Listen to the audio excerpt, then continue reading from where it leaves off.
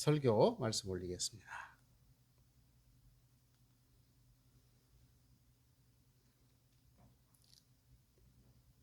사진 참 다복해 보이죠? 5월 한 달 우리 교도님들 애쓰셨습니다. 참으로 많았죠? 5월이 왜 그렇게 좋은 날이 많은가 모르겠어요. 이제 결혼 시즌까지 열리면서 더 바빠지셨죠? 이제 주부들은 아마 가장 답답한 게 뭐죠? 경제 사정이죠. 아주 정해진 그 규모에서 안 나가면 안 되고 꼭 나가야만 되는. 근데 이제 이렇게 좋은 날에 꼭 감정을 많이 상하는 일이 많습니다. 제가 언젠가도 그 말씀 드렸는데, 교무하면서 제일로 힘든 날이 언제냐 누가 물어보면 저는 사축기제라고 답을 해요. 사축기제가 뭔지 아시죠? 어쨌든 원불교 명절날인데 개척교당 교무는 눈물을 한 번씩 흘립니다. 존재감에 대해서. 왜 그러냐면 큰 교당이든 작은 교당이든 준비는 다 똑같이 해요. 대각교제날 준비 안 할 수 없잖아요. 그런데 혹시나 하고 기다리는데 역시나 하고 안 와. 이게 과정인 것 같아요. 그래서 제가 이제 그 주변에 있는 그런 그 동료 교무들에게 이야기를 꼭 전합니다. 왜냐하면 이렇게 안 살아본 사람들은 그걸 잘 몰라요. 그리고 왜 안 하냐고 혼을 냅니다. 근데 혼을 나고 싶은 사람은 아무도 없죠. 잘 하고 싶은데 안 돼, 여건이. 제가 이제 어제 저희들 또 목요일 날 저도 서울을 밤중에 갔다가 새벽 4시에 도착을 했어요. 밤운전 하기 참 힘들대요, 보니까.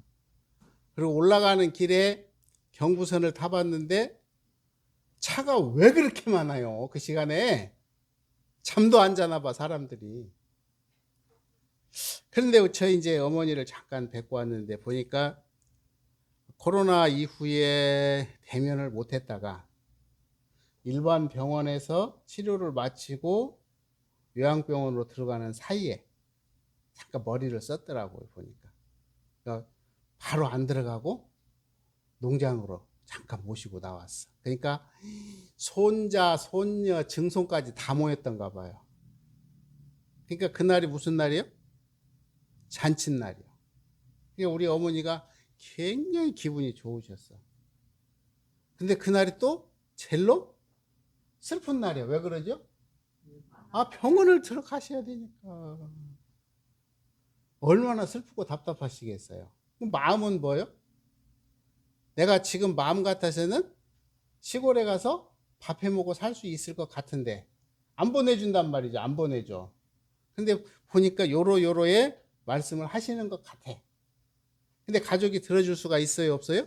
없어. 그러니까 이 만남이라고 하는 것이 염원하는 게 행복을 꿈꾸는 거잖아요. 그런데 이 행복과 함께는 반대쪽에 뭐가 있다고 그랬죠? 불행이라는 게 항상 같이 있어요. 그게 같이 있는지만 알면 괜찮아. 그런데 보세요. 우리나라 풍속에 5월 5일 날 있고 5월 8일 날 있죠. 그럼 5월 5일 날하고 5월 8일 날은 식사를 한다면서요? 그럼 5월 5일 날은 누구랑 식사해요? 시댁. 5월 8일 날 누구랑 식사해요? 친정이랑 놀러 가야 돼요? 입장 바꿔놓고 생각해보면 똑같이 좋은 날이지만 서운할 수가 있을 수밖에 없다라는 겁니다. 제가 그래서 오늘은 저희들이 이제 인생의 요도와 공부의 요도를 갖고 이야기를 할 거거든요. 자, 이게 보면은 이제 소죠, 소. 근데 이 소가 옛날에는 제일로 좋은 소가 어떤 소였냐면 일자라는 소였었어. 그렇죠?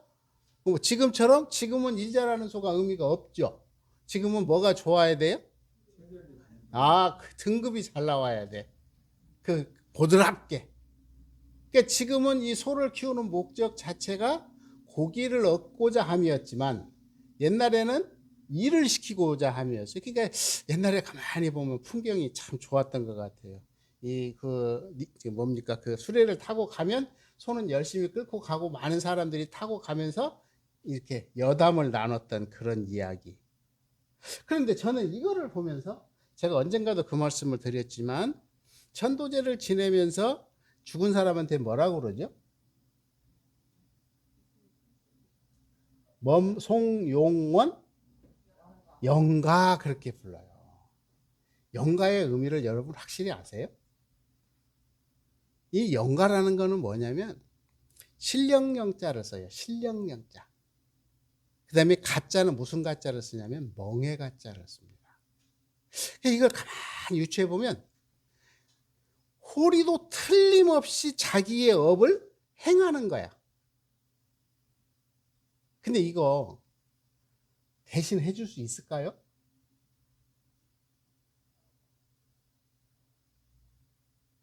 대신 해줄 수만 있으면 굉장히 좋을 것 같아. 그리고 사고 팔 수 있을까요? 여러분 생각이 어떨 것 같아요? 내가 이 멍해를 사고 팔 수 있을까요? 내 업을? 그러면 아마 하늘로 난리가 날 것 같아요. 왜냐하면 좋은 자리만 하려고. 그런데 우리들 삶 속에서 이 멍해를 보면 인간의 모습을 그대로 해놓은 것 같아요. 그러니까 화목한 집안에 산다고 해서 내 고가 없습니까? 불행한 집안에 산다고 해서 내 고가 없나요? 아니, 불행한 집에 산다고 해서 나의 행복이 없나요? 그 신기하지 않아요? 행복한 집에 있어도 나는 외롭기도 하고 고통스럽기도 할 수도 있어요. 그렇죠? 그런데 불행한 집안에 산다 할지라도 나는 행복하거나 여유롭게 살 수가 있어요. 이것은 멍해라고 하는 것은 자기만의 어떤 자기가 해결하지 않으면 안 되는 영역인 것 같아요. 그래서 이걸 뭐라고 표현하냐면 부처님은 업이다 이렇게 표현을 합니다. 그러니까 우리가 업 그러면 굉장히 나쁘게 생각해요. 그런데 보세요. 내가 일이 잘 돼. 이게 업이에요? 아니에요? 업이죠? 선생이 잘 지어놨으니까 이 앞에 잘 했으니까 씨앗을 많이 뿌렸으니까 많이 거둬들이는 거잖아요. 이게 업이란 말이에요. 이게 나쁘게만 생각하면 안 돼요. 그래서 이러한 관점으로 놓고 봤을 때 여기에서 우리가 해결해야 할 문제는 결국은 나의 문제는 누가 해결할 수밖에 없어요? 이거 확실하게 여러분 아셔야 돼요. 그냥 동반자를 잘 만나면 내 인생의 문제가 해결되던가요? 자녀를 잘 만나면 문제가 해결되던가요? 부모를 잘 만나면 내 문제가 해결되던가요? 지원은 받을 수가 있습니다. 지원은. 보세요. 우리가 이 우마차를 끌고 갈 때 보면 주인을 잘 만나면 주인이 소 옆에 서서 뭐라고 이야기해 주죠. 끌고 가면서. 그럼 이 소가 조금은 편안해지겠죠. 누군가 같이 하고 있으니까. 그런데 이 끌고 가야 되는 거는 똑같아. 우리가 이러한 관점을 잘 생각하면서 한번 오늘 법회 시간을 운영해 보도록 하겠습니다. 이게 옛날에 터닦기 하는 거예요. 주춧돌을 놓을 자리를 이렇게 하죠. 이게 술매기 한다고 옛날에 제가 기억에 많이 봤어요. 옛날 집 한옥 질 때 보면 열심히 들으면 이게 둥 떠오르죠. 그럼 툭 내려놓으면 떨어져. 네. 그렇게 해서 땅이 다져지면 여기다가 주춧돌을 놓고 또 이 주춧돌 놓은 위에다가 기둥을 세우죠. 기둥을 잘 세우는 것을 대종사님은 뭐라고 그랬냐면 정신의 자주적이라고 그랬습니다. 아까 5월달이 굉장히 기쁘고 행복한 날인 것 같지만 내가 철주의 중심을 선 사람은 그럴 수도 있지라고 다 수용할 수가 있지만 내가 중심이 안 선 사람은 뭐가 되냐면 나는 이래서 서운하고 저래서 화가 나고 이래서 화가 나고 나는 이래서 안 되는 게 없고 자기를 찾고 혼을 내. 이게 왜 그러느냐? 이런 철주의 중심이 안 서면 항상 그걸 떠날 수가 없어. 그런데 보세요. 가만히 생각해 보세요. 아들 며느리가 나를 약 올리려고 했나요? 했어요? 그럼 나쁜 놈이지. 그런데 아들 며느리는 상대지치 않았어요. 여건이 그렇게밖에 안 되니까 그렇게밖에 안 했어. 그런데 나는 뭔가 기대를 하고 있었어. 이 기대를 하고 있는데 기대를 안 채워주면 어떻게 돼요? 서운해. 화가 나. 원망을 해. 그래서 내가 어떻게 뭐를 세워야 되냐면 이 철주의 중심을 세워야 돼. 그러니까 내 삶의 중심은 뭐라는 것을, 나라는 것을 항상 끊임없이 자기 자신에게 공부를 시켜줘야 돼. 아, 내 인생은 내가 살아가는 것이지 자식이나 남편이나 부인이 해주지 않는다라는 거. 이거는 세상이 변해도 변하지 않는 분명한 사실이에요. 그래서 우리가 공부를 한다라는 거는 뭐냐면 정신의 자주력을 세우는 거예요. 이걸 다른 말로 하냐면 자성의 정이다, 이렇게 표현을 합니다. 사막에서는 이걸 뭐라고 그러죠? 정신 수양. 그래서 이 기둥을 잘 세워야 돼. 그래서 나 자신에 대한 이것을 잘 세우는 공부가 일상수행법 몇 조죠? 일상수행법 몇 조? 1조. 지금 그거 지금 공부하고 있는 거예요. 좀 구체적으로. 그래서 이 철주의 중심을 잘 세우는 것을 뭐라고 그러냐면 정신의 자주력이고 자성의 정이고 정신수양이에요. 그래서 일상수행요법 몇 조에 나와요? 1조에 나오는 거예요. 1조에. 두 번째는 보세요. 기둥을 잘 세웠다 해도 창문 넣을 자리에 창문을 넣어야죠. 이 입구 할 자리 입구 해야죠.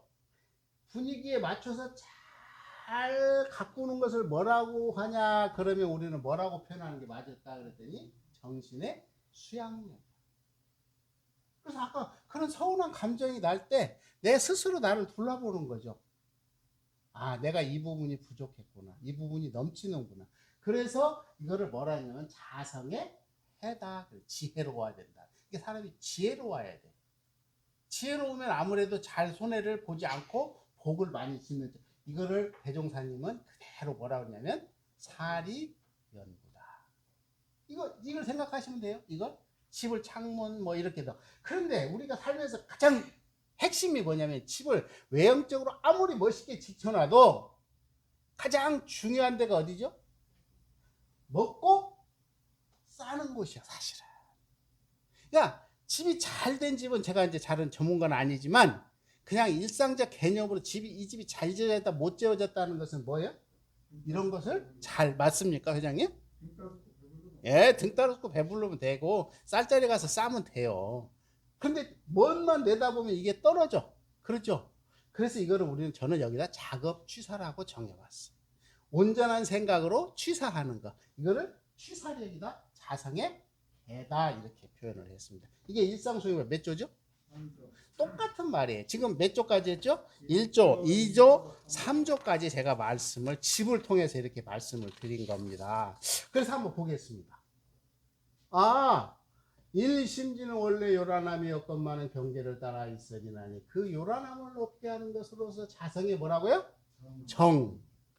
정은 뭐예요? 그러면 철주의 중심, 기둥을 딱 세워버려야 된다 이 말입니다. 아, 내 인생은 누구 거라고? 나의 것이라고. 아무도 책임져 주지 않는다고. 그래서 결국은 내 스스로 살아가야 돼. 그래서 대산종사님은 저희들에게 뭐라고 법문을 해주시냐면 정신의 자주력, 경제의 자립력, 육신의 자활력. 이거 명심하셔야 됩니다. 나이를 먹을수록 이 세 가지가 없으면 계속 눈물을 흘려야 돼. 가슴에 멍이 들어. 왜? 내가 힘이 없잖아요. 제가 언젠가 그 말했지만 이 종교 생활이라는 건 뭐냐면 힘을 기르는 거예요. 경제 능력 안 키워져요.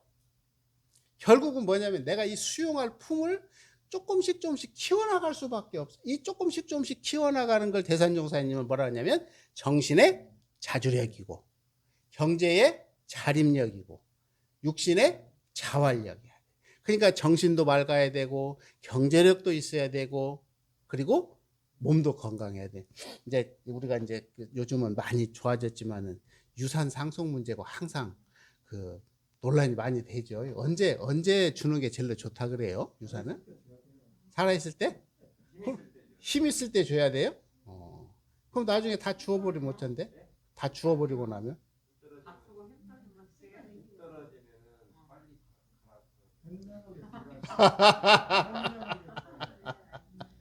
이게 저는 이제 우리가 얘기하는 거지. 사실 답은 없죠. 답은 없습니다. 여러 각도로 이제 접근을 해 보는데 제가 왜 이야기를 하면 이제 교도님들 중에도 연로하신 분들이 많아요. 그러면 당신은 신앙심이 나서 종교 생활을 열심히 하시는데 돌아가시고 나면 누가 재지내줄 후손이 없는 집이 많아요, 요즘은. 그러니까 이제 요즘은 보니까 무슨 은행에서 그런 적금이 나오더라고, 적금이. 재지내는 적금이. 근데 저희는 원불교는 작으니까 그런데 불교는 굉장히 많대요. 가지고 유산을 손을 못 대게 한데 그 부분에 대해서는 적립식으로. 그래서 참 세상이 참 희한하긴 희한하다, 이제 그런 생각은 했지만 언젠가 제가 그 말씀 드렸잖아요. 아주 유수한 대학의 학생들에게 엄마가 아빠가 몇 살에 죽었으면 좋겠냐? 그때 몇 살에 죽었으면 제일 좋겠대요? 63세인가 4세인가 그렇대요. 왜 그래요? 받을 건 받고 할 건 안 했으면 좋겠다는 게 인간의 솔직한 어떤 그런 심리죠, 심리요. 그러니까 부모가 자산을 이 자녀들한테 많이 주면 싫어할 사람은 이 세상에 하나도 없어요, 없어. 단돈 100원이라도 주면 좋아라고 그러지. 그런데 부모가 그런 능력이 있으면 얼마나 좋겠습니까? 지금 어른 세대들은 그런 준비를 안 했죠. 먹고 살기 바빠가지고. 어쨌든 근데 제가 가만히 생각을 하면서 저희 이제 처음에 어머니 이야기를 했으니까 저희 어머니가 보니까 오늘 아침에 갑자기 설교를 마무리하다가 그 생각이 들었어요. 우리 어머니가 가장 행복했을 때가 언제일까라고 생각을 해봤어요. 언제였을까? 보니까 젊었을 때 같아. 젊었을 때 엄마 배고파 엄마 배고파하고 아들들이 밥 달라고 막 쫓아다닐 때가 아마 제일 행복했을 것 같아요. 왜 그럴까라고 내가 생각을 해봤더니 사람은요 자기 존재감이거든요. 자기 존재감이 드러날 때가 제일 행복해요. 그거는 이론적으로 따지면 배고파서 지금 처리해야 할 문제가 참으로 많지만 이 어머니의 존재가 가장 드러났을 때가 언제냐면 애들 어릴 때예요. 그렇죠? 여러분도 한번 생각해 보세요. 긴 여정 속에 놓고 보면. 그러니까 가정도 마찬가지고 세상도 마찬가지고 나의 존재감이 가장 드러낼 때가 언제냐면 이 나를 가장 행복하거든요. 그래서 아까 일상수행의요법 1조나 2조나 3조라고 하는 것은 자기 존재감에 대한 자기 준비야. 그러려고 했더니 4조가 나와. 어떻게 이거를 키우려니까 어떻게 하라고요? 신과 분과 의와 성으로서 불신과 탐욕과 나와 우를 제거하는 거야. 그래서 이 앞에 거를 우리는 뭐라고 그랬죠? 진행사조. 뒤에 거를 뭐라고 그랬죠? 사연사조. 그런데 여기서 여러분은 잘 아셔야 할 게 뭐냐면 진행사조가 많으면 사연사조는 어떻게 될까요? 줄어들어요. 그런데 사연사조가 많으면 진행사조가 줄어요? 늘어요? 줄어들어요. 그러니까 우리는 어차피 선택을 해야 돼. 신분의성으로 신나게 재밌게 살래? 아니면 불신탐욕 나와 우로 짜증나게 살래? 어느 거 택하실래요? 아니 어떤 거 택하실래요? 신나게 사셔야 할 거 아니에요. 신나게 살면 아까 말한 이 불신탐욕 나와 우는 없어지진 않아. 그런데 있는지 없는지도 모르게 묻혀지더라는 겁니다. 그래서 대종사님은 사막보다 더 중요하게 생각했던 게 이 8조였어 사실은. 왜? 우리 삶은 신나게 살면 야가 줄어들어. 그런데 안 신나게 살면 야가 어떻게 돼요? 극대화돼 버려요. 이 논리를 우리가 빨리 캐치해야 된다는 거예요. 이게 뭐냐면 힘을 키우는 방법이다. 이렇게 감히 말씀을 드리고 싶습니다. 부처님께서 말씀하신 내용을 쭉 정리를 해보면 무아예요. 무아라고 하는 것은 고정된 실체는 없다. 고정된 실체는 없다. 이 세상에. 그 다음에 또 하나를 지적하면 무상. 이거는 뭐죠? 변하지 않는 것은 없다. 그런데 또 여기다 하나를 더 붙여봤더니 뭐라고 그러냐면 무지, 고정불변된 것이나 변하지 않는다고 하는 사실을 알지 못한다. 이게 아마 부처님의 말씀인 것 같아요. 제가 아침에 정리해보죠.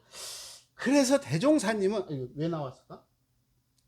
일상수행의 일원상 서원문 중간에 뭐라고 그랬죠? 우리 어리석은 중생은 무슨 말씀인지 아시겠죠? 그러니까 굉장히 똑똑하고 영악한 것 같지만 아까 말한 아까 안 보였죠? 뭐였죠? 무와 무상 이것을 모르더라는 거예요. 그래서 우리는 어쩔 수 없지? 우리는 어리석인 중생이 될 수밖에 없다라는 거예요. 근데 오늘까지는 어리석었으면 내일은 뭐 해야 돼 이제? 알아서 하라. 그래서 우리가 공부를 하는 것이라는 겁니다. 이게 한번 보세요. 어마어마하죠? 이 강물을 이게 후보댐, 미국의 아주 유명한 댐이래요. 저 가보진 않았는데 하도 기이해서 제가 이렇게 오늘 설교 화면으로 올려봤어요. 이 후보댐인데 여기서 이제 물을 조절하는 거예요. 근데 이 특징이 어떻게 생겼냐면 보통 우리가 보면은 댐은 일자로 돼 있잖아요. 일자로 만들죠. 우리가 지금까지 본 댐은. 근데 이 후보댐은 타원형으로 되어 있대요. 그래서 왜 타원형으로 됐을까? 그랬더니 이게 처음에 이렇게 일자로 만들게 되면 물이 엄청나게 아까 보셨죠? 물의 저항이 이렇게 잡힌다는 거예요. 그러면 댐이 무너질 확률이 굉장히 크대요. 이게. 그래서 이 설계를 한 사람이 이렇게 일자로 만들어 놓으면 이 저항을 이겨내지 못해 가지고 나중에 사고가 날 위험이 있으니까 이거를 어떻게 할까 해서 만들었던 게 뭐냐면 이렇게 곡선으로 만들었대요. 참 되게 기발한 아이디어죠. 그러니까 곡선으로 만드니까 이 아치 형태가 되는 거예요. 아치. 그러니까 아치는 서로 밀어주는 힘이 좌우에서 작동을 하니까 힘을 균일하게 받는데요. 참 대단하죠. 그런데 수압 상태를 보니까 위하고 아래의 차이가 이렇게 난대요. 그러니까 옆에서 봤을 때 이렇게 생겼대요. 그러니까 밑에서 수압이 어마어마하게 크니까 여기를 넓게 잡고 위에는 수압이 약하니까 이렇게 잡아서 댐을 만들었다. 그래서 1937년인가 만들었는데 지금도 아무 문제가 없대요. 이게 아주 경이롭게 설계된 세계의 대표적인 댐이라는 겁니다. 이게 왜 나왔어요? 제가 왜 이 말씀을 드리냐면 이 사람은요 이렇게 모이면 합리적 사고를 하게 돼 있어. 합리적 사고를 하게 돼 있어요. 이게 우리가 봤을 때 내 마음에 안 드는 거하고는 다른 차원이에요. 이게 과학이라고 하는 것은 굉장히 합리적으로 사고를 이게 뭐냐면 아까 제가 이걸 설명을 드리는 게 뭐냐면 합리적 사고라고 하는 거예요. 합리적 사고. 합리적 사고라고 하는 것은 우리가 불가의 말씀을 조금 이렇게 했습니다만은 이건 아닌데 왜 갑자기 나왔지?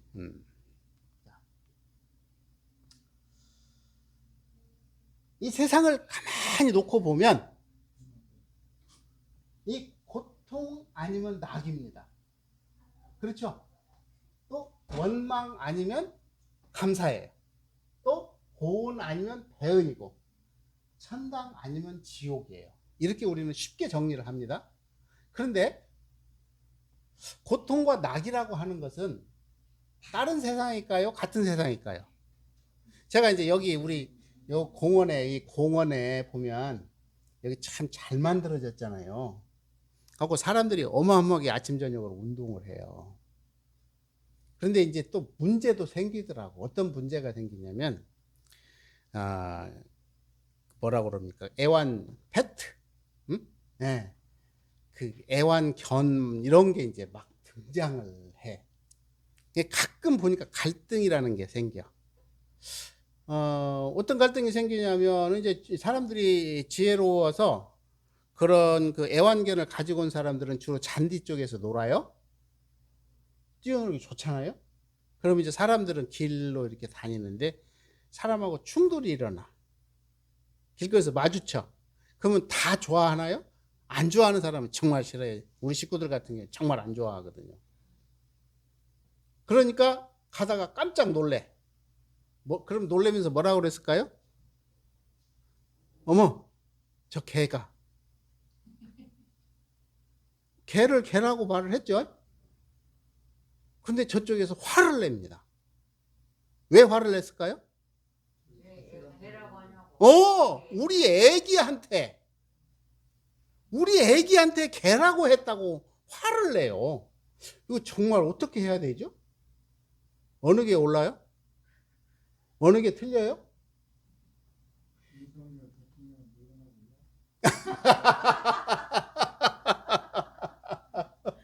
거기까지 비약을 하셨습니까? 그러니까 이게 같은 현상에 따라서 개를 싫어하는 사람이 보면 개죠. 근데 개를 키우는 사람의 입장에서 보면 뭐예요? 가족이죠. 상이하게 달라요. 근데 이 고통과 낙, 원망과 감사, 보응과 배은, 천당과 지옥은 한 가지의 다른 차원입니다. 여러분 그걸 기억하셔야 됩니다. 뭐라고요? 한 가지의 다른 차원이야. 손바닥, 아까 회장님이 설명을 하려고 딱 손바닥을 드시더라고. 손바닥 앞과 뒤야. 떨어져서 있을 수 없어요?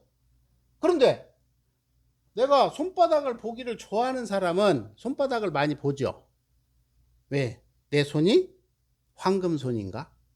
그거 보려고. 운수가 잘 들어왔는가? 그러기 위해서 손바닥을 더 많이 볼 것 같아. 그런데 손등을 보는 사람은 손바닥 볼 일이 한꺼번에는 안 되니까. 그래서 이와 같은 것은 우리는 결국은 뭘 하냐면 취할 것은 취하고 버릴 것은 버리게 돼요. 그래서 세상이라고 하는 것은 어떻게 되어 있냐면 인연 관계로 되어 있어요. 그래서 세상은 때가 되면 나타나. 아까 회장님이 윤석열 물러나야 된다고 그러는데 인연 소치가 그런 거요. 인연 소치가 뭐였죠? 선거였잖아요. 답답하죠. 진 사람들 입장에서는 화가 나고 병이 났다고. 나는 그 정도까지는 아니었는데 굉장히 힘드신가 봐요. 그래서 병 나신 분들이 의외로 많다고 그러시더라고. 우울하고 많아요. 예, 예. 그런데 또 다른 쪽에서는 세상 물만 났잖아요. 예. 이거를 지도자는 이걸 조화롭게 풀어가야 될 문제가 있다라는 거예요. 이거를 대종사님은 뭐라고 말씀을 하셨냐면 인생의 요도다 그랬습니다. 뭐라고요? 인생의 요도. 그래서 인생의 요도는 몇 가지로 밝혀주셨냐면 사은, 사요.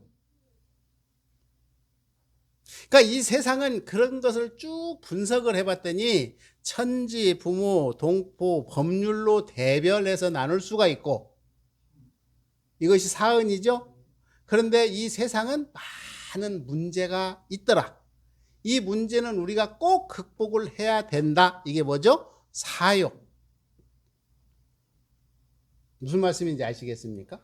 그러니까 이 세상이라고 하는 것은 은혜로운 세상이지만 여기에는 반드시 우리가 극복해야 할 뭐가 있다. 이거를 뭐라고 표현하냐면 인생의 요도다. 이렇게 표현을 해 주신 겁니다. 그래서 아까 표리도를 딱 정리를 해봤어. 이거 한번 보세요. 이쪽은 뭐였죠? 공부의 요도. 같이 읽어보세요. 공부의 요도, 사막, 팔조. 여기는 인생의 요도, 사은, 사요. 이렇게 구성이 된 겁니다. 지금 이제 교리도를 정확하게 분석해서 들어가는 거예요.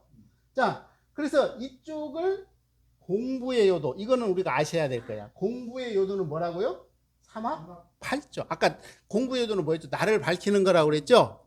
그 다음에 인생의 요도는 사은, 사요라고 그랬죠? 이거는 뭐냐면 세상을 밝히는 방법이야. 그러니까 내가 잘 밝혀도 문제가 그거로 끝나지 않고 결국 세상과 함께 할 수밖에 없다라는 거예요. 그것을 조금 정리를 해봤습니다. 그랬더니 대종사님은 인생의 요도 사막팔조를 뭐라고 그랬습니까? 신학문이다, 수행문이다 이렇게 정리를 했어요. 인생의 요도 사은 사요를 뭐라고요? 신학문이다 그랬습니다. 근데 이 수행문이라는 것은 진공묘유이고 이 신학문은 인과보응이다. 그래서 교리도를 딱 보면 가운데는 지금 뭐가 돼 있죠? 일원상 논이요. 다시 보세요. 이 가운데는 일원상 논. 그렇죠? 그러면 이쪽 우측에는 뭐죠? 공부의 요도. 좌측에는 그럼 뭘로 왔어요? 인생의 요도. 자, 다시 한번 보세요. 가운데는 일원상 논이죠. 그래서 일원상에 대한 설명을 했어요. 그 다음에 이쪽에는 공부의 요도는 뭐라고 그랬죠? 삼학 8조.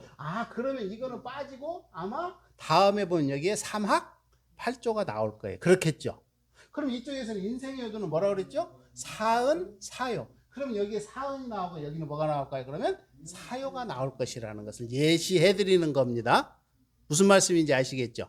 그래서 우리가 이 교리도를 볼 때 이 틀을 잘 보셔야 돼. 그래야 나중에 잊어버리지를 않아요. 다시 한번 봅니다. 일원상을 중심으로 일원상 논을 가운데다 펼쳤고 이쪽 왼쪽에는 왼쪽입니까? 오른쪽입니까?